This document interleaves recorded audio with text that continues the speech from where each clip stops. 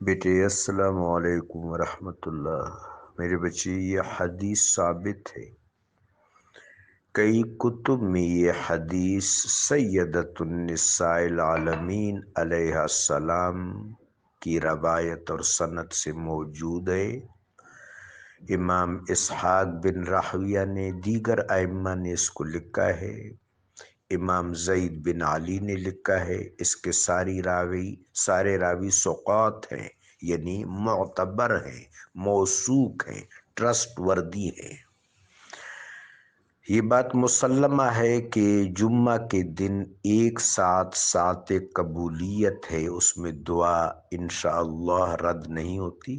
اس پر اختلاف ضرور ہے، بعض نے طلوع آفتاب کا وقت لکھا ہے، بعض نے اشراق کا وقت لکھا ہے، بعض نے نصف النہار کا لکھا ہے، بعض نے جس وقت امام خطبہ کے لیے کھڑا ہوتا ہے وہ وقت لکھا ہے، بعض نے عصر کا وقت لکھا ہے۔ لیکن سیدۃ النساء العالمین علیہ السلام کے نزدیک یہ غروب آفتاب کا وقت ہے، جب آفتاب ڈھلنے لگے، یعنی ڈھلنے کا مطلب زوال نہیں ہے، ڈھلنے کا مطلب ہے جب اقرب الی الغروب ہو۔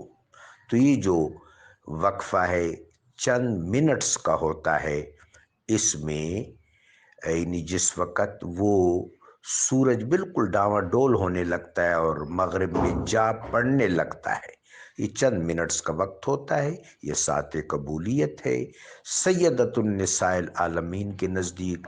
اور سیدۃ النساء العالمین کا قول انسب ہے، ہم باقی اقوال کی تردید نہیں کرتے، اس لیے کہ وہ اقوال بھی اہل خیر سے مروی ہیں، لیکن ہماری اساس، ہمارا تکیہ، ہمارا بھروسہ سیدۃ النساء العالمین کے قول مبارک پر ہے اور ان کے عمل عزیز پر ہے۔ جزاکم اللہ۔